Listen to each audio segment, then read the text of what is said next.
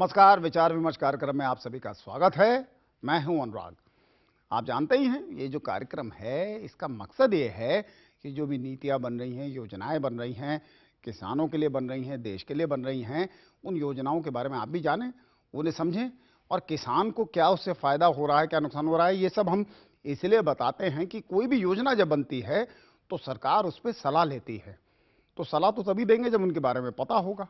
इसलिए हम इस कार्यक्रम में ऐसे मुद्दे उठाते हैं और आज का मुद्दा जो है वो भी बहुत अहम मुद्दा है।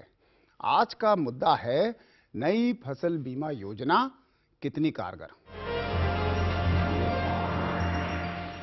देखिए, ये जो प्रधानमंत्री फसल बीमा योजना है, ये क्या है और इसमें माना जा रहा है कि ये किसानों की जितनी समस्याएं जो फसल बीमा को लेके थी, उनका लगभग सारा समाधान इसमें दिया गया है। फसल बीमा किसानों के लिए बहुत ज़रूरी भी हो गया है। क्यों ज़रूरी हो गया है, ये योजना क्या है, इसको थोड़ा जानते हैं और इसको समझाती हुई ये फिल्म देखते हैं।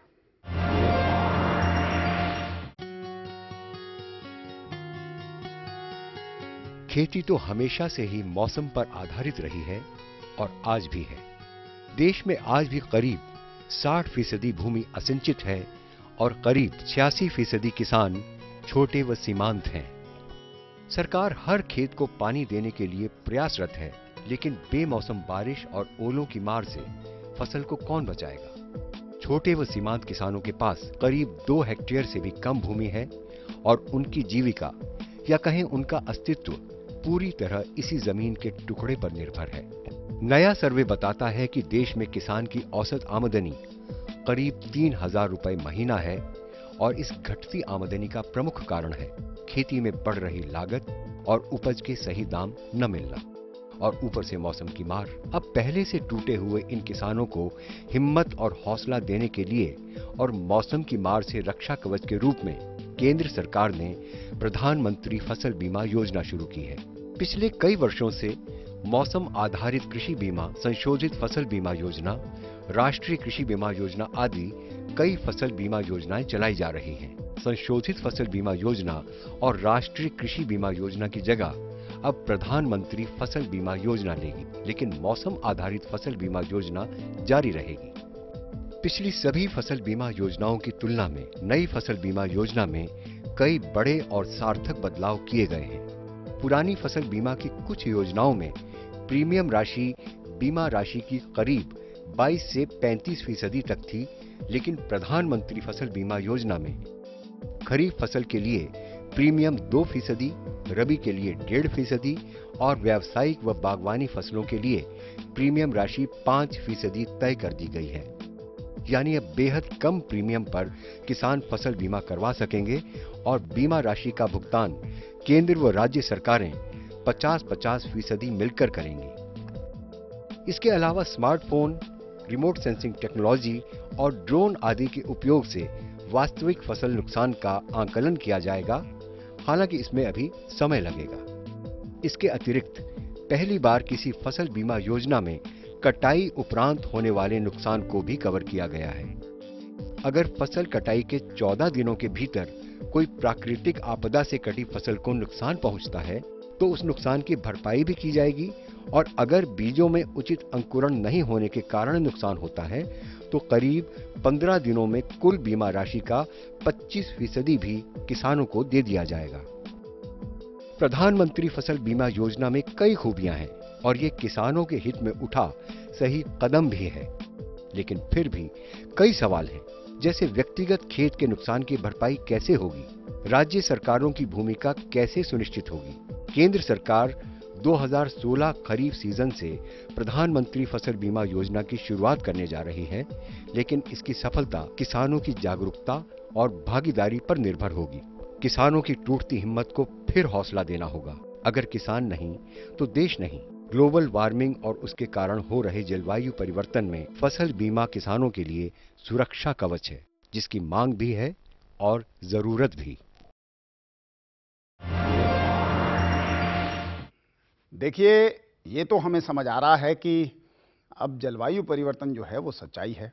कई बार हमने कहा है, बहुत लोगों ने भी कहा है, और सच कहें तो पिछले 2-3 साल से हमारे किसान जो है इस जलवायु परिवर्तन का सामना कर रहा है। ग्लोबल वार्मिंग की वजह से है, हमारी करतूतों की वजह से ये सब सही है। लेकिन ये बदलाव अगर मौसम में आएगा तो किसान के पास रक्षा कवच जो है वो क्या है? ये जो रक्षा कवच है ये बड़ा ज़रूरी है, क्योंकि किसान के पास खुले में उसकी फसल है, अगर ओला पड़ जाता है तो ख़त्म। कितनी बार ऐसा होने लगा है कि जब फसल पक के तैयार होती है तब बारिश हो जाती है, ओले गिरते हैं, तो कैसे उसका बचाव होगा? इसलिए जो भी सोचा गया, ये फसल बीमा जो है बहुत पहले से चल रहा है और इसमें सुधार करके अब प्रधानमंत्री फसल बीमा योजना लाई गई है। इसका मकसद यही है कि जो किसान को नुकसान है उसमें कुछ कमी की जा सके। इसको समझते हैं क्योंकि एक आंकड़ा ये कहता है कि करीब 23% किसान जो हैं वो इसके बारे में जानते हैं, इससे जुड़े हैं। ये आंकड़ा बढ़ाना जरूरी है क्योंकि नुकसान बहुत हो रहा है। ये जो मौसम की मार है इसको किसान को झेलना पड़ रहा है। इससे बचाने के क्या तरीके हैं और ये योजना क्या है, इस पर चर्चा करेंगे। हमारे साथ हमारे मेहमान मौजूद हैं, उनसे आपका परिचय करा देते हैं। हमारे साथ हैं RS राणा जी। राणा जी वरिष्ठ पत्रकार हैं, खुद किसान हैं, खेती करते हैं। आपसे जानेंगे कि ये बीमा जो योजना है नई, ये क्या है और इससे क्या फ़ायदा होगा, कुछ बदलाव की भी अगर ज़रूरत है तो वो क्या क्या होने चाहिए। बहुत बहुत स्वागत है। साथ में हमारे राजीव चौधरी जी हैं, महाप्रबंधक हैं agriculture insurance company of India जो है, और चौधरी जी जो हैं खुद किसान भी हैं, खेती किसानी करते हैं, किसानों के मुद्दों को बहुत अच्छी तरह समझते हैं। आपसे तो सर हम पूरी तरह समझना चाहेंगे कि ये नई जो बीमा योजना है, फसल बीमा योजना, प्रधानमंत्री फसल बीमा योजना, ये क्या चीज़ है और इससे किसानों को क्या फ़ायदा होगा और क्यों ये ज़रूरी है। आपका बहुत बहुत स्वागत है इन मुद्दों पे आपसे साथ में हमारे दिनेश दीक्षित जी हैं, मैनपुरी से हैं, किसान हैं, किसानों के मुद्दे भी उठाते रहे और बीमा जो है उसको लेके कई मन में इनके शंकाएं भी हैं और कुछ शिकायतें भी हैं, उन सब पे भी आज चर्चा करेंगे। किसान की बात आनी बहुत ज़रूरी है। आपका बहुत बहुत स्वागत है। हमारे साथ प्रेम चौधरी जी हैं, जयपुर से हैं, राजस्थान से हैं, किसानों के प्रतिनिधि हैं। उनकी आवाज़ जो है हर मोर्चे पे उठाना इनकी जिम्मेदारी भी रही है और सबसे बड़ी बात, इन्होंने अपनी तरफ से भी बहुत सी ये बातें जो हैं हर मंच पे पहुंचाई हैं, सरकारों तक पहुंचाई हैं। आपसे भी चौधरी साहब हम यही जानना चाहेंगे कि ये जो प्रधानमंत्री फसल बीमा योजना जो एक नई योजना है, इसको आप किसानों की समस्याएं कम करने में कितना कारगर मानते हैं और अगर कुछ बदलाव हो सकते हैं तो वो क्या होने चाहिए। बहुत बहुत स्वागत है आपका। शुरुआत जो है, हम ये जो नई फसल बीमा योजना है इसके क्या अगर हम गुणों पे चर्चा करें कि क्या इसमें अच्छी चीज़ें हैं और कैसे ये किसानों को लाभ पहुंचाएंगी, इसके बारे में थोड़ा बताइए। सबसे पहले तो आपको पता है कि क्रॉप इंश्योरेंस, वैसे तो फसल का इंश्योरेंस पहले से काफ़ी पहले से होता रहा है, तो उसमें काफ़ी ये देखा गया कि बदलाव की ज़रूरत थी। सभी संस्थाओं की तरफ से, किसानों की तरफ से मांग आती रही कि इसमें ये किसान के अनुकूल होनी चाहिए। दूसरी खास बात ये रही कि पिछले 2-3 साल से आप देख रहे हैं कि मौसम की मार ज़्यादा ही पड़ रही है, तो ये सारी चिंता को देखते हुए और इस पर विचार विमर्श सभी से करते हुए ऐसी योजना ये बनाई गई है जिसमें कि किसान को आसान से समझ में आ जाए और दूसरा वो किसान के अनुकूल हो। कहने का मतलब वो इतनी सस्ती भी हो कि हर किसान उसको बोझ ना समझे और वो योजना का लाभ उठा पाए। तो एक तो सरलीकरण इसका किया गया है। सरलीकरण का मतलब मोटे तौर पर ही, जैसे उदाहरण के तौर पर कहा जाए कि पहले किसान को ये नहीं पता लगता था कि उसकी कौन सी फसल का क्या प्रीमियम दर है। अब बिल्कुल सिंपल कर दिया गया कि 2% खरीफ, मतलब अगर 10,000 रुपये का बीमा कराना है तो किसान के 200 रुपये कटेंगे। तो किसान को ये बात पूरे हिंदुस्तान में सब किसानों को पता है। और खरीफ की सब फसलों के लिए कि उसमें भी कुछ चुनिंदा? खरीफ की सभी फसलों के लिए। अब दूसरा, रबी की सब फसलों के लिए 1.5%। इसका मतलब 10,000 के बीमे पर 150 रुपये। और जो बागवानी की फसलें हैं उस पर 5%, ज्यादा से ज्यादा। तो ये जो मैं राशि कह रहा हूँ, ये ज्यादा से ज्यादा राशि जो है वो इतनी सरलीकरण कर दिया गया है कि अब किसी को अलग अलग से बताने की जरूरत नहीं है। बैंक वालों को पहले अलग से बताना पड़ता था, किसानों को अलग से बताना पड़ता था और बाकी की संस्थाओं को भी नहीं पता लगता। तो कितना आसान हो गया है। 2%, 1.5% और 5% सबको याद हो जाएगा। अच्छा, इसमें राजीव जी जैसे अब इसको हम 1 अप्रैल से लागू कर रहे हैं, आने वाले खरीफ सीजन के लिए इसको किया जा रहा है। तो उसके लिए किसान को एक मैं अलग से जानना चाह रहा हूं, अगर फसल बीमा अब ये कराना है तो क्या उसको तैयारी करनी होगी, कैसे उसको कराना पड़ेगा? जैसा कि आपको पता है कि ज़्यादातर फसल बीमा जो है, इसमें 5 हमारी जो एंटिटीज हैं, 5 यूनिट हैं, वो उनका सबका रोल है, बड़ा डिफाइंड रोल है। जी। एक तो सेंट्रल गवर्नमेंट को अपनी पॉलिसी बनानी है, जो कि उन्होंने बना दी। अभी ऑपरेशनल गाइडलाइन और बनाई जा रही हैं, जो कि 1 अप्रैल से पहले सबके पास पहुंचेंगी। जो राज्य सरकारों से चर्चा करके उनकी तरफ से ऑपरेशनल गाइडलाइंस आएगी। 1 तारीख तक का समय दिया है, 1 फरवरी 1 फरवरी तक के सभी राज्य सरकार अपने किसानों से और संस्थाओं से बातचीत करके उनका कोई विचार हो और कोई सुझाव की बात हो, ऑपरेशन कैसी चलेगी इसके बारे में कुछ कहना हो उनको, तो वो सारी यहाँ पर सेंट्रल गवर्नमेंट की तरफ से मंगा ली गई हैं, और फिर उसके ऊपर चर्चा बातचीत होगी, बैठ के देखा जाएगा हर एक को, और जो जो भी अच्छी बातें होंगी उसमें ऑपरेशनल गाइडलाइंस में और उनको डाला जाएगा। जी। एक इसमें जैसे आपने ये बहुत अच्छी बात जो प्रीमियम की बात हुई कि इतना % है, और इसके कुछ विशेषताएं जो हैं। अच्छा, दूसरी बात ये थी कि जो सबसे ज़्यादा किसान को चुभता था कि उसका कितनी राशि हो जिसके ऊपर बीमा हो।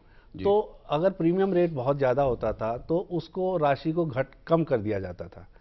तो कई बार ऐसा भी देखने में आया कि 50,000 का अगर उसका बीमा होना है तो कई जगह पर वो बीमा की राशि घटकर 10,000 रुपये हो जाती थी, जिससे उसको प्रीमियम कम देना पड़े। प्रीमियम कम देना पड़े, सिर्फ ये बात। पर नुकसान तो नुकसान तो है। उसका तो 50,000 का हुआ और मिलेगा उसे 10। तो इसके बारे में बहुत चिंता की गई, बहुत चर्चाएं हुई, और उसमें खर्चा तो कोई ना कोई देगा, क्योंकि बीमा तो प्रीमियम की बात है। बिल्कुल। पर सरकार ने ये सोचा कि सरकार इसका खर्चा खुद वहन करेगी, चाहे कितना भी खर्चा हो।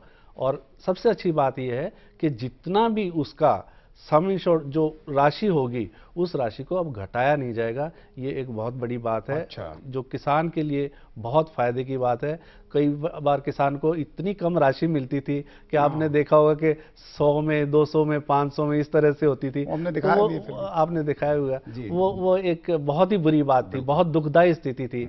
वो दुखदायी स्थिति मुझे ऐसा लगता है अब नहीं आएगी। अच्छा, एक चीज और राजीव जी, कि इसमें कुछ ऐसा है 50% जो इंश्योरेंस का केंद्र सरकार देगी, 50 राज्य सरकार देगी, ऐसी भी कुछ इसमें शर्तें हैं या बात? हाँ, इसमें चर्चा यही है कि जो किसान की बात करी गई कि 2% किसान देगा, तो बीमा की जो कॉस्ट है, प्रीमियम है, वो तो उतना ही होता है। वो तो 10%, बीमा कंपनियां तो उतना ही पैसा लेंगी, 10%, 12% जितना भी होगा। तो मान लो 10% किसी बीमा की कहीं पे कॉस्ट बनती है, तो 2% किसान से लेकर और बाकी का 4% वो राज्य सरकार और केंद्र सरकार, वो दोनों वहन करेंगे। अच्छा। अच्छा, एक चीज और, मैं क्योंकि अभी किसानों से भी बात होगी, पत्रकार भी हैं हमारे साथ, इसमें एक हमने सुना था जैसे कटाई अगर आप कर लेते हैं तो उसके 14 दिन के अंदर अगर मान लीजिए ओला गिर गया या किसी तरह का नुकसान है तो उसकी भी भरपाई की जाएगी। ये भी एक इसमें है। यहाँ इस स्कीम में ये भी देखा गया कि अभी तक जो बीमा हो रहा था वो सिर्फ खड़ी फसल का बीमा हो रहा था। तो ये सुझाव भी आया कि कई बार बीजमारी हो जाती है, किसान बीज बोता तो है पर खराब हो जाता है, पैदावार ही नहीं होती है। तो पैदावार ही नहीं हुई तो आप कटाई किसकी करोगे और कितना उसको दोगे। तो इसके बारे में जो प्री जर्मिनेशन जिसको कहते हैं, बोने के बाद फसल ही पैदा नहीं हुई, उसके ऊपर भी एक सिस्टम बनाया गया कि किसानों को कुछ मिले। अच्छा, ये बड़ी एक अलग चीज है। यानी उसने बुआई की और अगर उसमें पैदावार नहीं हो रही है, पौध भी नहीं तैयार हुए, कुछ नहीं आ रहा, तो उसमें भी उसको पैसा मिलेगा। उसमें भी उसको पैसा मिलेगा। अच्छा। पर ये खास बात है कि ये एरिया बेस्ड है, पूरे एरिया में देखा जाएगा कितना नुकसान है। एक किसान का नुकसान होगा उसमें ये नहीं है। अच्छा। और एक ये जो कटने वाले के बाद का था कि कटाई के बाद, वो क्या योजना है इसमें जो जोड़ी गई? इसमें मैं थोड़ा बाद में आऊंगा, पहले फिर और दूसरी बात बताऊं कि कई बार किसान का नुकसान जो है हो जाता था, फसल खड़ी है और एकदम से नुकसान हो गया, तो जो भरपाई होती थी, क्लेम होता था, वो बाद में मिलता था और काफी समय मिल जाता था, लग जाता था उसमें, और किसान के लिए अगली बार फसल बोना बड़ा मुश्किल हो जाता था। बिल्कुल सही। तो ये सब देखते हुए एक प्रावधान किया गया कि 25% जो नुकसान होगा उसका, वो 15 दिन के अंदर अंदर मान लो बहुत बारिश आ गई और बहुत नुकसान हो गया, तो वो कमेटी वगैरह जो बनेगी 15 दिन के अंदर अंदर आकलन करके बीमा कंपनी को अपना आकलन देगा और 25% उसका 15 दिन के अंदर नुकसान की भरपाई करनी है। अगर उसको नई फसल भी लगानी है, कुछ बीज भी लगाना है, हाँ। वो सब उसको तुरंत उसके पास कुछ इंतजाम होगा। कुछ इंतजाम होगा, कुछ राहत होगी। जी जी, बहुत अच्छा। और तीसरी जो आप बात कर रहे हो, तो कई जगह पे जैसे खासतौर पर ओलावृष्टि, जी। एक किसान का नुकसान हो जाता है, पानी कट गया कहीं नहर का और कुछ किसानों का नुकसान हो गया, उनको कुछ नहीं मिलता था इसमें जी। तो उसमें प्रावधान ये रखा गया कि इंडिविजुअल लॉस असेसमेंट भी अच्छा। ऐसे किसानों का किया जाएगा और उनको भी राहत दी जाएगी। अच्छा, और ये बड़ी बात है। चौथी बात ये है कि जो आप पोस्ट हार्वेस्ट की बात कर रहे थे, किसान कई बार अपनी फसल को उसने कटाई तो कर ली, पर उसको सुखाने के लिए रखा है, बांधने के लिए रखा है, थ्रेशिंग से पहले अपना इंतजाम कर रहा है, वो किसी का थ्रेशर मांग के लाएगा, कहाँ पे वो तो इस इंतजाम में एकदम से बारिश आ जाती थी। ऐसा हुआ, हो ही रहा है इस बार ऐसा हुआ। तो इसमें प्रावधान ये किया गया कि अब तक तो प्रावधान था सिर्फ कोस्टल एरिया में, जैसे जहाँ पे समुद्री तूफान आते हैं, सिर्फ वहां पे था। अब ये किया गया पूरे देश में।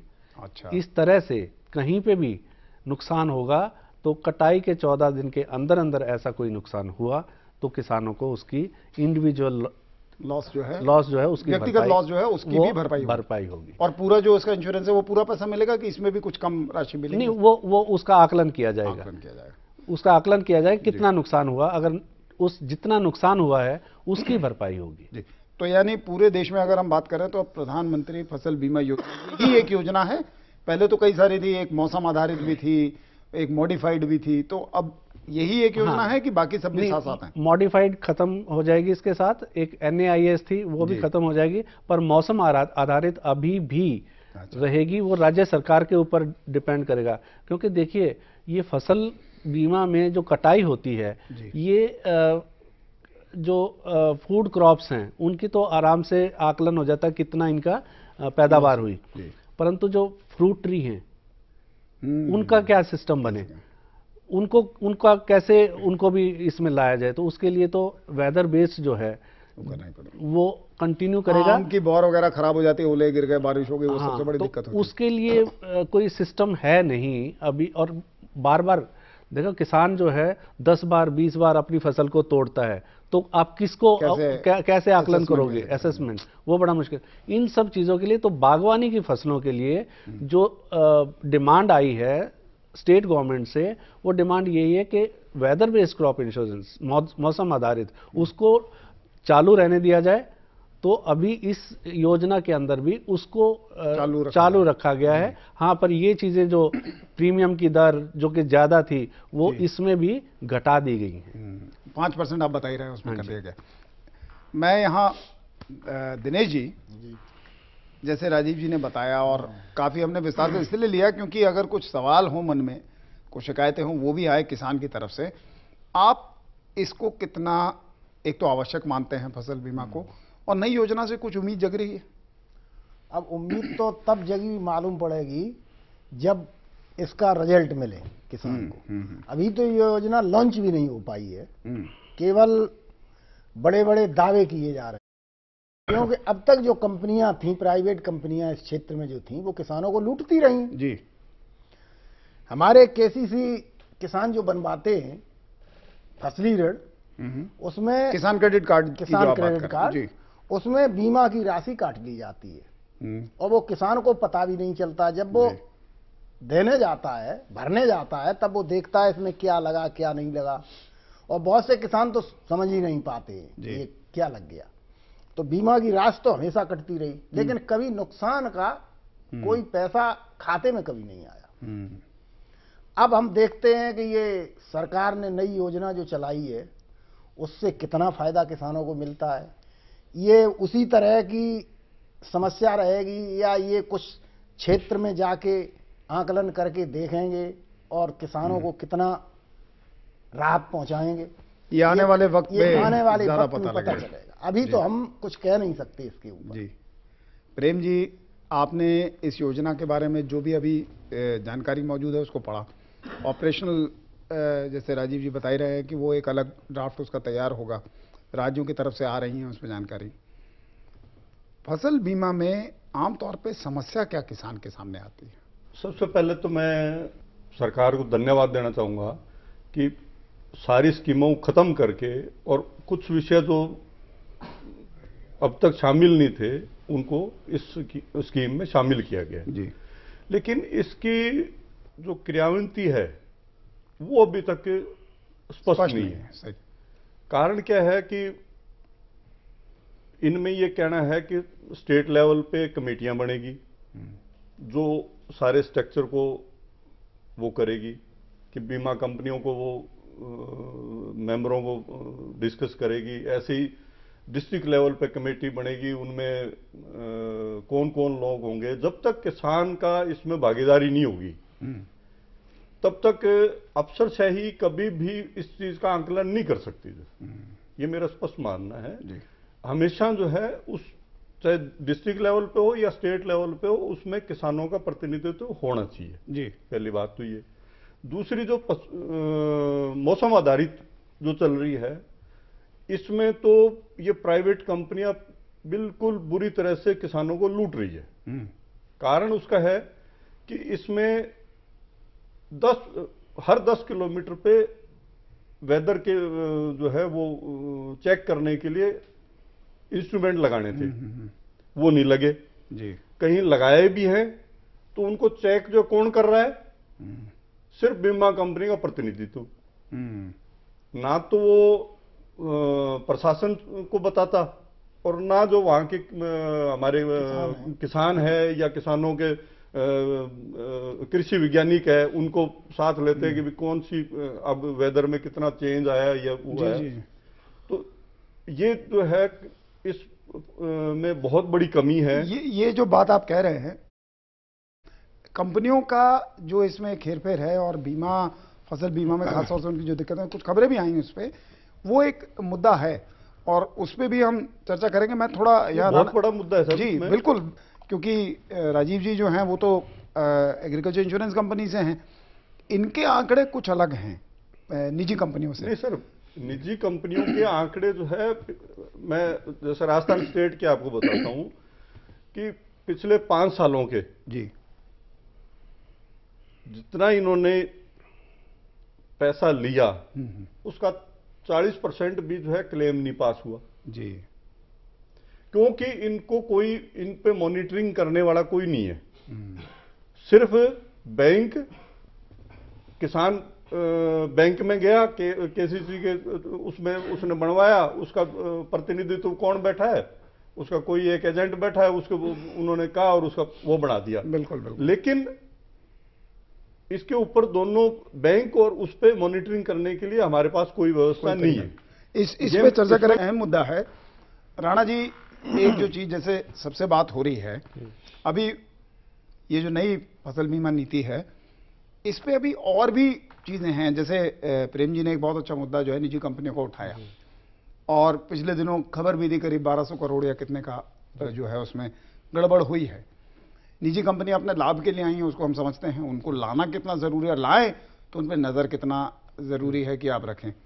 लेकिन उसके अलावा एक फसल बीमा के संदर्भ में बात करें तो इस नई योजना को आप कैसे देखते हैं कि किस तरीके की योजना है? देखिए डॉक्टर साहब, अगर नई योजना आई है उसमें काफ़ी चीज़ों को सुलझाया गया है, लेकिन अब उसमें और भी चीज़ें सुलझाई, जैसे प्रीमियम की दर अब हर किसान को बताया कि मुझे कितना प्रीमियम देना पड़ेगा, वो रबी और खरीद पर कर दिया, वो बहुत अच्छी चीज़ है।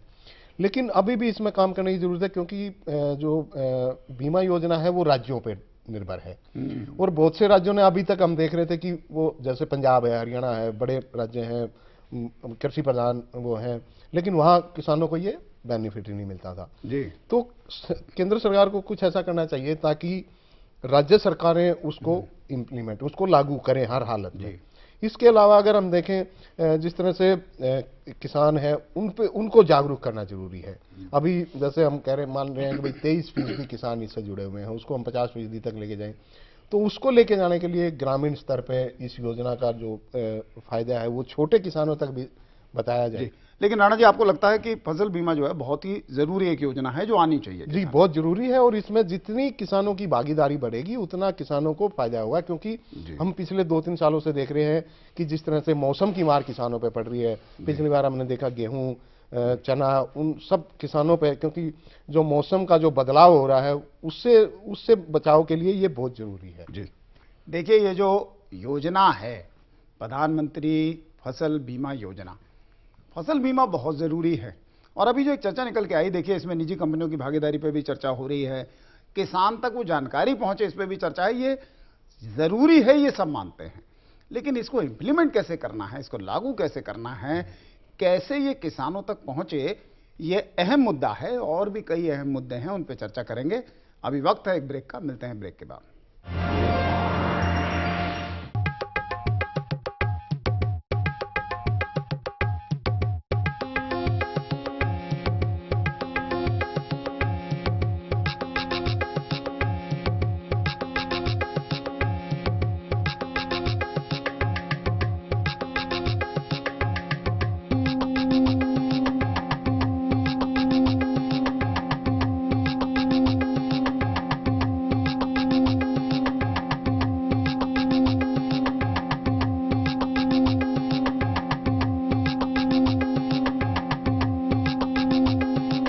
अलबेले हाथों का हुनर, शनिवार दोपहर 2:30 पर।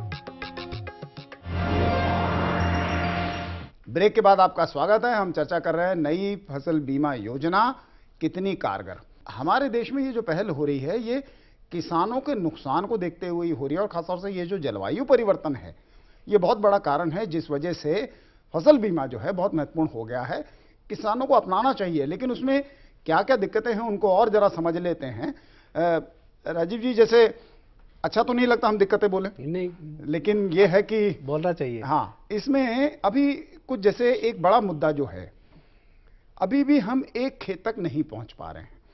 नई योजना में क्या कोई तरीका है कि किसान ने पैसा तो कटवा रहा है, वो जो पहले भी शिकायत रही, हम पैसा कटवा रहे हैं, लेकिन जब आप क्षेत्र तय कर लेते हैं कि गांव है या ग्राम पंचायत हमने एक इकाई ले ली, उसमें किसी का पूरा छूट जाता है, जबकि उसका नुकसान पूरा हुआ है पर हमारे आकलन में नहीं आ पाता है। इससे निपटने का कोई रास्ता इसमें खोजा गया?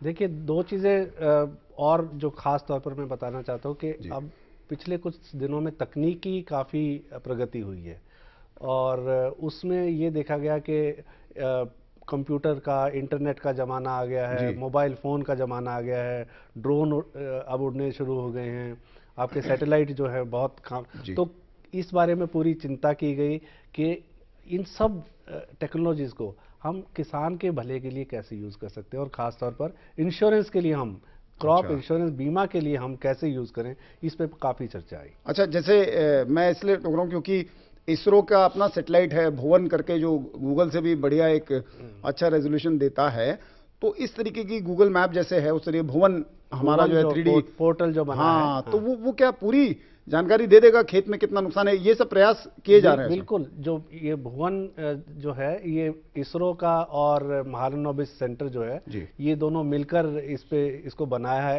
ऐप को, और वो लॉन्च भी किया गया है कृषि मंत्रालय के द्वारा, आपको पता ही है। तो अभी हमने यूज करना शुरू कर दिया है। इस बार महाराष्ट्र में जो हमने खास तौर पर बागवानी को हमने नुकसान के लिए है, तो हम वहां पर इसको यूज कर रहे हैं। ये मैं दर्शकों से भी कहना चाहूंगा, आप लोग गूगल मैप वगैरह सर्च करते हैं, भुवन को भी देखिए, हमारा अपना है, देसी है, और बहुत अच्छा रेजोल्यूशन उसका बताया जाता है। जरा जाके सर्च करिए, उसमें भी ढूंढिए। इसमें जैसे राजीव जी आपने एक बात बताई कि हम ये सब टेक्नोलॉजी का भी इस्तेमाल करेंगे, ड्रोन भी है, हालांकि हो सकता है सीमा के पार लगे क्षेत्रों में समय लगेगा, अभी थोड़ा सा समय ले सकते हैं या नहीं। मोबाइल ऐप भी कई सारे बन जाएंगे, डिजिटल इंडिया का एक पूरा कंसेप्ट है जिसको साथ जोड़ा जा सकता है। एक चीज जो किसानों को मुआवजा मिलेगा, ये मैं थोड़ा सा जो उससे थोड़ा सा अलग हटके एक अलग सवाल पे आ रहा हूं, वो पैसा सीधे किसानों के खाते में पहुंचेगा? बिल्कुल। किस खाते में पहुंचेगा? जिससे उसने ऋण लिया है उस खाते में, या उसके अपने जो सामान्य खाता है उसमें, सेविंग अकाउंट है उसमें पहुंचेगा? देखिए, इसमें आप हमारी जो बात थी वो उसमें जो तीसरा अंग है हमने केंद्र सरकार की बात की, राज्य सरकार की, अब बैंकों की बात है, जी। वो बहुत जरूरी आ जाता है। ये माना गया कि स्कीम को रन करने में बैंकों की भागीदारी बहुत जरूरी है कि किसान को उसका जो खाता है जिससे उसके पैसे कटे हैं प्रीमियम के, उसी खाते में वो सीधा सीधा इंश्योरेंस कंपनीज तो बैंक को भेज देंगी, अब उसी खाते में सीधा पैसा जाना चाहिए। ये जिम्मेवारी सभी बैंकों की दी गई है, इसमें स्पष्ट कर दिया गया है। तो किसानों ने जिससे ऋण ले रखा है उस खाते में ये उस खाते में जाएगा। थोड़ा सा एक सवाल एक पत्रकार के नाते मेरा मन है उसको पूछने का, किसान का इंश्योरेंस हुआ कि बैंक ने जो ऋण दिया है उसका इंश्योरेंस हुआ कि उसको वो पैसा वापस मिले? बिल्कुल सही बात है। इसका जवाब ये है कि अब तो जनधन योजना जो आई है और दूसरी योजना आई है, तो योजना यही कि किसान का जो खाता हो वो एक ही खाता हो, उसमें सेविंग बैंक अकाउंट हो उसका या उसका क्रेडिट का अकाउंट हो, तो एक ही अकाउंट होना चाहिए।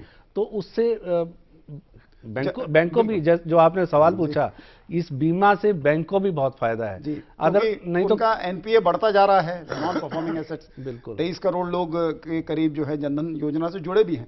बस मेरा एक उसमें सवाल ये था राजीव जी कि किसान को लॉस हुआ है, उसको उन पैसों की जरूरत है अपनी अगली फसल के लिए, अपने दूसरे कामों के लिए, पर वो पैसा जो है बैंक से जो ऋण लिया है वो चुकाने में उसमें एडजस्ट होने में लग जाता है। बिल्कुल आपकी ये जो आपकी ऑब्जर्वेशन है ये बिल्कुल सही ऑब्जर्वेशन है और हमने भी यही पाया है।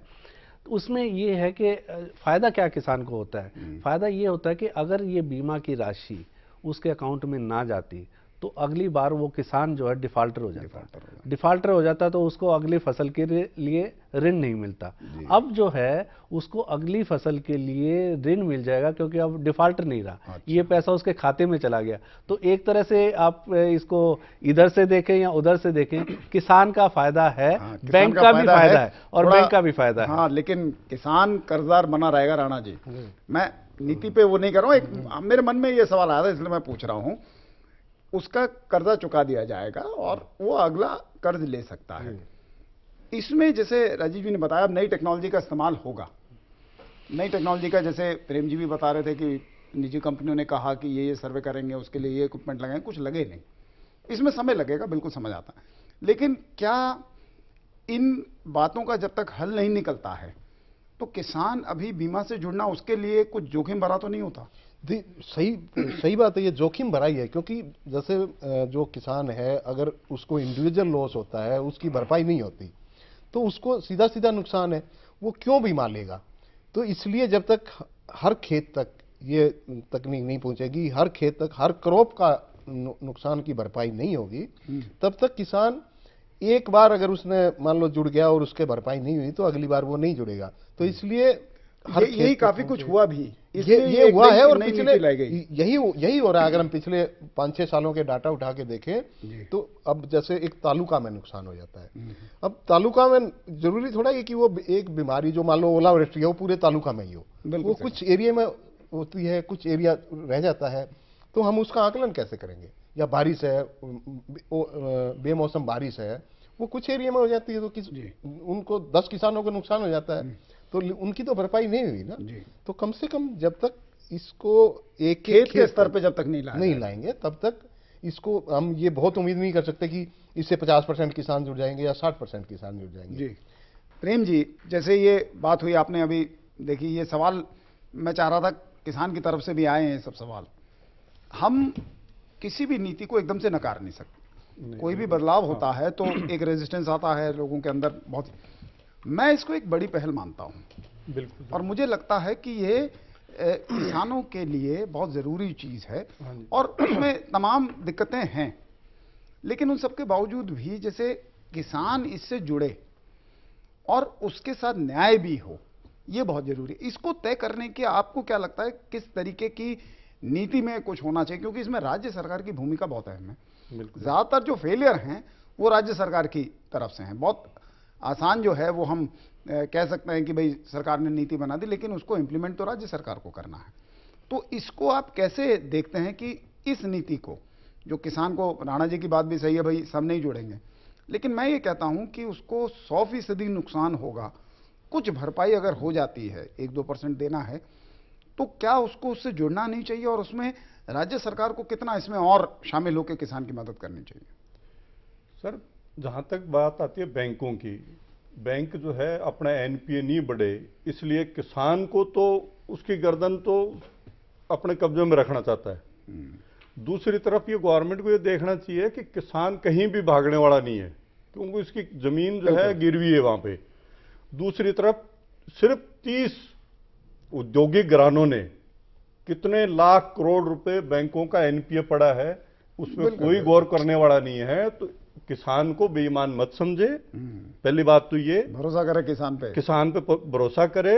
और ये जो 8-10 कंपनियां जो प्राइवेट कंपनियां जो इन्हीं उद्योगपतियों की है, इन पे नकेल कसने के लिए बिल्कुल एक सिस्टम बनाए जी, डिस्ट्रिक्ट लेवल से लेकर वहां तक, ताकि ये अपने प्रतिनिधि जो है, जब और जगह बीमा करते हैं ये तो हर जगह जो है बॉन्ड भरते हैं, सब पेपर देते हैं, किसान को कभी आज तक दिया है क्या इन्होंने? जी, क्यों नहीं देते साहब? बिल्कुल सही बात, देना चाहिए ना सर। बैंक ने तो इमीडिएट जो है उसका प्रीमियम काट लिया।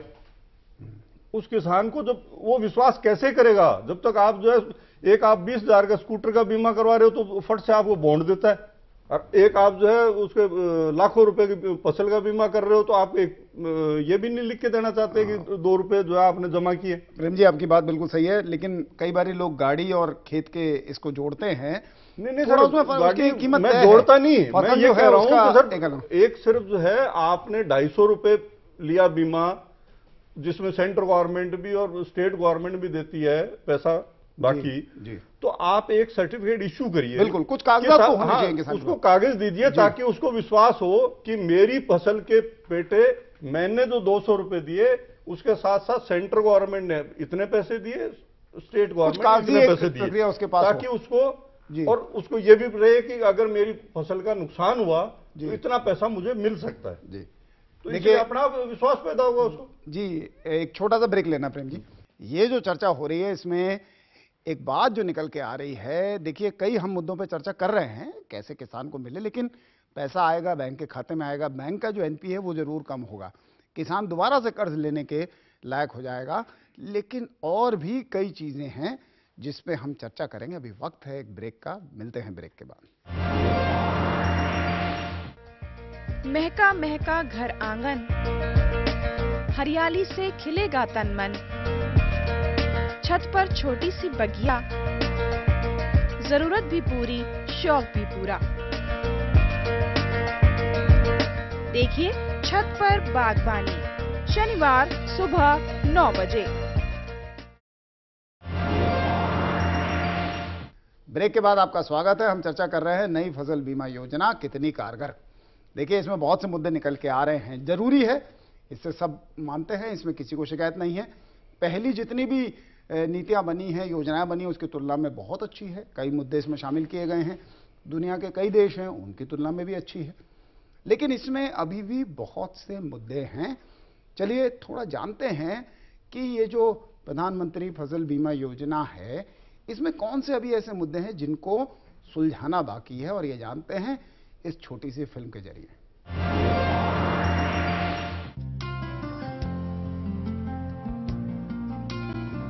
पूरी दुनिया में मौसम की मार और कीटों तथा रोगों के प्रकोप के चलते फसल बीमा की मांग उठ रही है और कई देशों में फसल बीमा योजना चलाई जा रही है। भारत में प्रधानमंत्री फसल बीमा योजना को सराहा जा रहा है और इसे समय की मांग माना जा रहा है, जो सही भी है। अभी ऑपरेशनल गाइडलाइंस आने वाली है, इसके बाद इस योजना में और स्पष्टता आ जाएगी, लेकिन तब तक इस योजना से जुड़े भी कुछ सवाल हैं, जैसे प्रधानमंत्री फसल बीमा योजना में राज्यों की सक्रिय भागीदारी आवश्यक है, इसे कैसे सुनिश्चित किया जाएगा? जंगली पशुओं जैसे नीलगाय, बंदरों आदि से होने वाले नुकसान की भरपाई की कोई व्यवस्था नई फसल बीमा योजना में नहीं है। प्रधानमंत्री फसल बीमा योजना में भी पहले की सभी योजनाओं की तरह उन्हीं फसलों का बीमा होगा जिनकी उपज का पिछले करीब 10 वर्षों का रिकॉर्ड उपलब्ध हो। ऐसे में बागवानी की कई नई फसलों के साथ साथ सरकार की सबसे बड़ी कोशिश यानी जैविक खेती का बीमा कराने की इस योजना में अभी कोई व्यवस्था नहीं नजर आती है। खेत स्तर पर होने वाले फसल नुकसान के आंकलन की व्यवस्था फिलहाल नहीं है और नई प्रौद्योगिकियां जैसे स्मार्टफोन और ड्रोन आदि से फसल नुकसान के आंकलन में समय लगेगा। तब तक ग्राम पंचायत या गांवों को इकाई मानकर कैसे छोटे व सीमांत किसानों के नुकसान की भरपाई होगी, इस पर सवाल है। नई फसल बीमा योजना भी पहले की सभी योजनाओं की तरह CCE यानी क्रॉप कटिंग एक्सपेरिमेंट मतलब फसल काटने के प्रयोग पर निर्भर है। CCE में सैंपल के तौर पर गांव, ग्राम पंचायत आदि के स्तर से फसल नमूने काटकर उपज का आंकलन किया जाता है। अब CCE एकल फसल विधि के लिए तो कुछ काम का है, लेकिन बहुफसलीय या मिश्रित खेती में कैसे काम करेगा ये देखना होगा। नई फसल बीमा योजना में रबी, खरीफ या बागवानी की फसलों का बीमा करने की बात है, लेकिन क्या रबी या खरीफ की सभी फसलों का बीमा अपने आप होगा या हर सीजन की अलग अलग फसल का अलग अलग बीमा करवाना होगा? इसकी जानकारी किसानों तक पहुंचाना बेहद आवश्यक है। फसल बीमा करने वाली निजी कंपनियों की कार्य प्रणाली पर कई सवाल हैं। इसे कैसे सुलझाया जाएगा? ऐसे कई सवाल हैं जिनके जवाब किसानों और नीति निर्धारकों को तलाशने होंगे।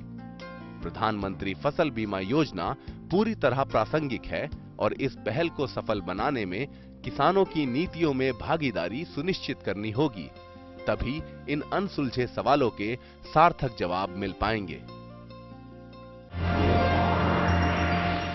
तो देखिए, ये बहुत से मुद्दे हैं और इन सब सवालों का जवाब जो है वो लेना भी जरूरी है। हमारे साथ राजीव जी हैं, उनसे बात करते हैं।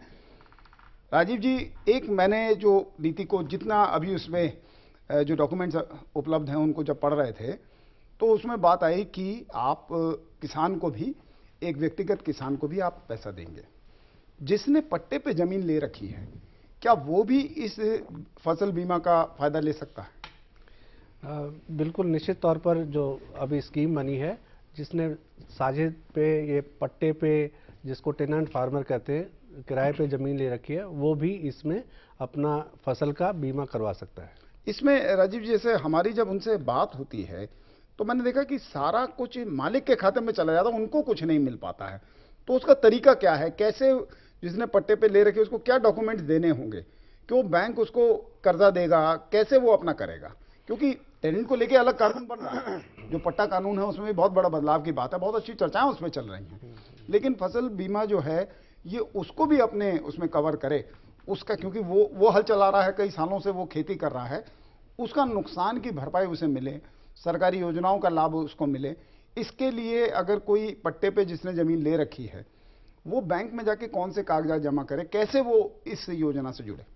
इसमें खास बात तो पहले मैं ये बताना चाहूँगा कि जो KCC की बात है, इसमें फाइनेंशियल इंक्लूजन के तहत ये किया गया कि जो किसान ऐसे पट्टे पे जो अपनी खेती करते हैं, छोटे मजदूर हैं, किसान हैं, तो उनका KCC भी बनना चाहिए। तो उनको एक ऋण जो मिले वो उनको ऋणी किसान के माध्यम से भी इसको इंक्लूड कर सकते हैं। तो इसमें कोई पाबंदी नहीं है, ये पहले से ही चलता रहा है, बल्कि पहले वाली स्कीम में भी ये था। पर जो आप कह रहे हैं ये बहुत बड़ा मुद्दा है कि आप आज भी अगर आंकड़े आप उठा के देखोगे तो ये देखोगे कि सुना ये जाता है कि पट्टे पे बहुत ज़्यादा किसान काम कर रहे हैं, पर आंकड़ों में सिर्फ 5% जी, बहुत ज्यादा, क्योंकि कानून की बात है। जो कास्ट जो मालिक है वो पट्टे पे जो किसान है उसको ये लिख के देने को तैयार नहीं है कि मेरी फसल को ये बो रहा है। उसको कैसे लाएंगे? क्योंकि तो इसके ऊपर चर्चा चल रही है। थोड़ा सा अफसोस हुआ था राजीव जी, हाँ जी, हाँ जी, जो आत्महत्या के आंकड़े आए थे जी जी जी, उसमें 75% के करीब वो किसान थे जो पट्टे पे खेती कर रहे हैं। तो ये वाकई में दुख का विषय है, क्योंकि जो झेल रहा है, जो सबसे ज्यादा खेती करने वाला जो समुदाय है वो पट्टे वाला ही है। उसके लिए हम कैसे इसमें बीमा कुछ राज्य सरकार में आपको बताना चाहूंगा, आंध्र प्रदेश में जिस तरह से इस तरह का कानून वो ला चुके हैं कि आई कार्ड वगैरह भी दिया है। हाँ, आई कार्ड वगैरह भी दिया है। तो वहां पर नॉन लोनी फार्मर जो पट्टे के फार्मर हैं वो काफी अपने आप को कवर कर रहे हैं। पर यहाँ पर भी ये चर्चा चल रही है कि ऑपरेशनल गाइडलाइन में आएगा। अभी मैं आपको बताना चाह रहा हूँ कि किस तरह से क्या क्या डॉक्यूमेंट और कौन देगा वो डॉक्यूमेंट, इसको प्रोटोकॉल जब बोलेंगे, बिल्कुल कौन देगा वो डॉक्यूमेंट और किससे लेकर वो डॉक्यूमेंट अगर पट्टेदार बैंक में चला जाएगा और उसका बीमा होना है, ये सारी चीज़ें इस ऑपरेशनल गाइडलाइन में आपके सामने जरूर आएगी। बहुत बढ़िया। और हम उम्मीद करते हैं कि ये जो ऑपरेशनल गाइडलाइंस हैं ये वाकई में उस स्तर की बने जिससे ये बहुत गंभीर मुद्दा है। हाँ। यहाँ पर दीक्षित जी, क्योंकि पट्टे की बात हुई जी, और मैं ज़्यादातर जिन किसानों से मिलता हूँ ज़्यादातर मुझे पट्टे वाले ही मिले। मैं पता नहीं 5% का आंकड़ा कैसे है, मेरे हिसाब से तो 50% से ऊपर होना चाहिए। इस समय तो होगा 50%। हाँ ज़्यादातर। और अच्छा चक्कर क्या है कि नए बच्चों को जैसे खेती नहीं आती, कुछ पुराने हैं जो पारंपरिक तौर पे करे आ रहे हैं, वही उनके खेतों में नहीं। और वैसे ये आंकड़ा भी है कि लोग गांव में सुविधाएं न मिलने के कारण पलायन करके शहरों में जी आ गए। जो संपन्न परिवार हैं और पीछे पट्टे पे दे आए, जिनके पास खेती है, वो अपनी जमीन पट्टे पे दे देते हैं और शहर में आके अपना फसल बीमा के दायरे में वो भी आ पाए, उन्हें भी कुछ मिले उसमें। और दूसरा मैं एक किसान के तौर पे भी आपसे जानना चाह रहा हूं जी, इस नीति को आप कितना महत्वपूर्ण मानते हैं किसानों को कर्ज के चंगुल से और मौसम के चंगुल से जो वो फंसा है, मौसम की मार जो सह रहा है, उससे निकालने में ये नीति कितनी कारगर है? ये कारगर नीति तो हो सकती है, लेकिन हमारे चौधरी साहब बैठे हैं जी, मैं इनसे ये जानना चाहूंगा कि आप ये आंकलन कैसे करेंगे कि ये जमीन इसने पट्टे पे ले रखी है।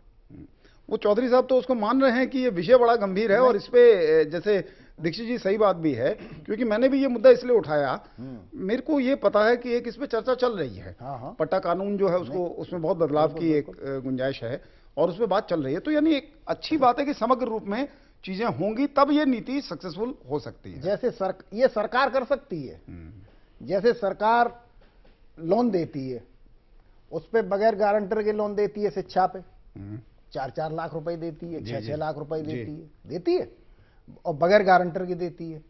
तो ऐसे जो किसान गांव में हैं, अपने किसी नुमाइंदे को भेज के ये साबित हो कि ये खेती किसानी करता है, तो उसे बगैर गारंटी के, अगर जमीन उसके पास तो है नहीं तभी तो वो पटाई भी करता है या वो पट्टे पे लेता है जी, तो उसके भी कार्ड बने, ये सुनिश्चित किया जाए। बिल्कुल सही बात।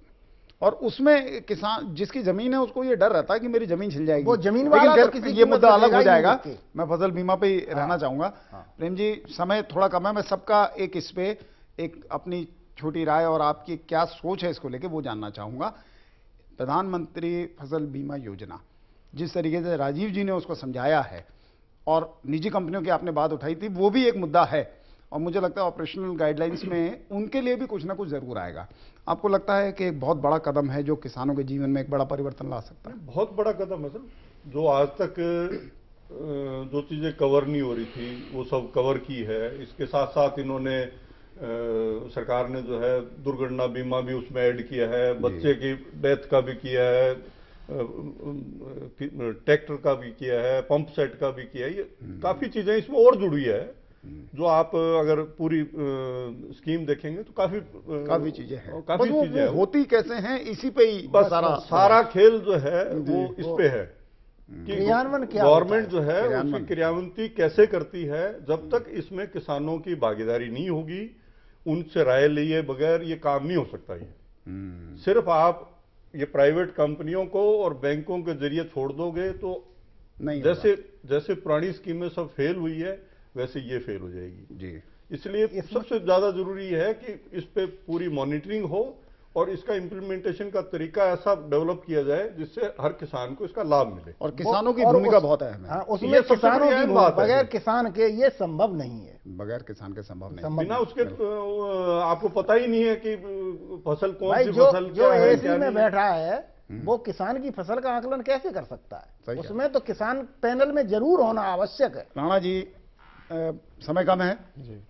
किस तरीके से अब जैसे हमारे को किसानों का रुख भी इसमें मिला है और खुशी इस बात की है कि राजीव जी ने बड़ी अच्छी तरह इस बात को रखा है।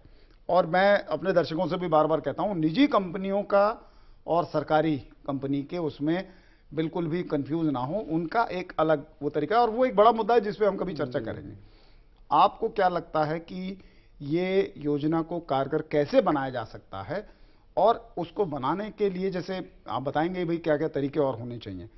निजी कंपनियों पे किसी तरीके की जो कहते हैं अंकुश, किसी तरीके का एक देखने का उन पे तरीका, उन पे निगरानी वगैरह कुछ ऐसा भी होना जो है वो गाइडलाइंस में आ सकता है। जी जी, ये तो बहुत जरूरी चीज़ है ना डॉक्टर साहब। अगर बात करें जैसे निजी कंपनियां हैं, जैसे सरकारी कंपनी का कैग ऑडिट करके बता सकता है कि उसने कितना प्रीमियम लिया और कितना, तो ऐसे ही निजी कंपनियों पे भी होना चाहिए ताकि उन्होंने कितना प्रीमियम लिया और कितना भुगतान किया, क्योंकि निजी कंपनियां अपने फायदे के लिए आई हैं। जाहिर सी बात है कि वो फायदे के लिए बैठी हुई हैं, तो उन पे भी वो होना चाहिए, मॉनिटरिंग हर चीज़ की होनी चाहिए।